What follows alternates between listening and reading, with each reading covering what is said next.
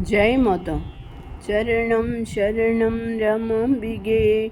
Charanam Sharanam Trayambage. She came to me as my wife, but revealed to me she was my eternal mother. I seek nothing, for what has a child to know when it has discovered its divine mother? Four things came to me unsolicited: the voice, the vision, the touch, and inner contact of the divine. This is the inexplicable mercy of the Universal Mother, Sri Bhagavan. The gulf that spans our intellect and the exalted heights of the events in Divine Mother's life is vast. We can understand only that which she reveals, and that alone is written on these pages. My previous book, Mother and Bhagavan, was written under the direct supervision of Mother.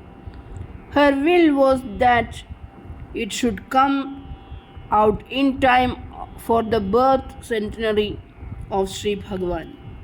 I had just a month's time to write that book, so many details had to be left out. During that 1 month, I was with Mother constantly, getting instructions and corrections.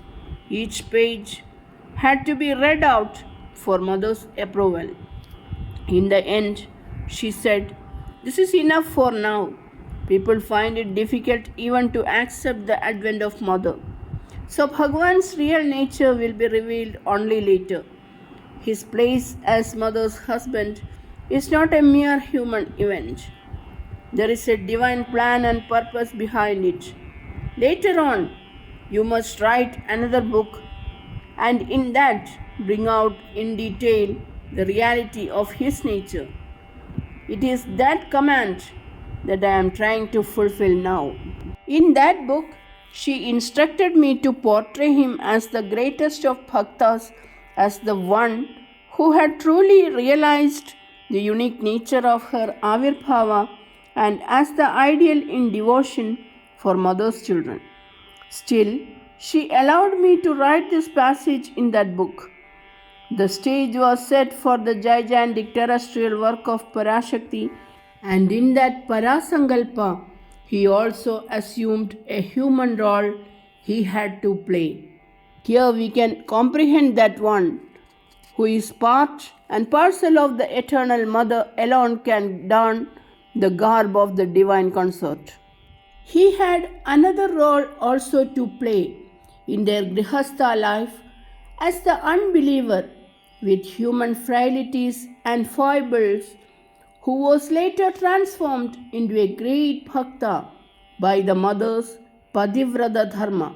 In that book, I had given a word picture of the nobility and stature of his personality. Since many may not have read that book, I am quoting a few words from that. It was in February 1949 that I first met Mother and Bhagwan.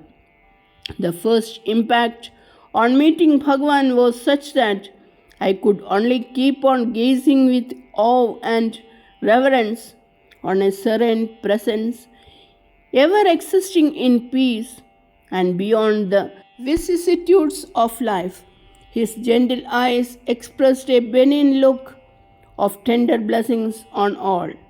The half smile that always hovered on his lips bespoke of a vast paternal love for all humanity. One was spontaneously captivated by the holiness of his being. His life exemplified the truth: to know Mother alone, to love Mother alone, to move and live in Mother alone are the gods of existence. Bhagwan was an erudite scholar, well versed in philosophy and other subjects. Because of his university education, he had a good mastery over English. It was a pleasure to listen to him. When the book of Mother's life opened before him, its illuminating pages, he sensed the superhuman nature of the Mother and delved deeply into the study of that life. blessed with the perception of Mother's divinity, there came the absolute surrender of the personal will to the will of the Supreme, witnessing and rejoicing in inner ecstasy over the glorious expansion of Mother's mission on earth. He was ever a true devotee, wanting nothing for himself and ready to lose himself in love and service to Mother and her children. He had intensely human qualities such as broad mindedness, charity, kindness, geniality, and tolerance. But all these qualities surfaced fully only when he became the consort of Divine Mother. Some of his words still echo in my ears in all their sweetness. He used to say, "She raised me to the state of effortless poise where mind and will have no place. I talk, yet I know it is she who is talking, and silent, yet I know it is she who is silent. To be one with Mother and yet to remain her child, this indeed is the secret of yoga. How can one describe Mother's life? That life is Satyam, Shivam, Sundaram. In her every aspect, the absolute truth is embodied. God is her life breath. She ever moves in the light of heavenly beauty. Maya is her smile. He who sees the smile and not the one who smiles is bound. He who sees the Mother behind the smile is free. This is the truth I have learned in my life. He alone was the witness to the gradual opening of the splendor of Mother's real nature.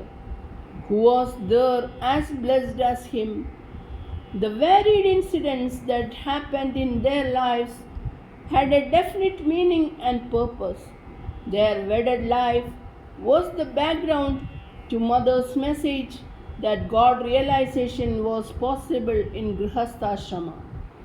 As I write these words, I can picture again Bhagavan's face of ineffable peace, a peace as vast as the sky, the eyes a reflection of Mother's love and light, gently showering grace on all, the smile transmitting to all the inner bliss of oneness with Mother. Charanam Sharanam Ramambige, Charanam Sharanam Trayambage. Jai Mother.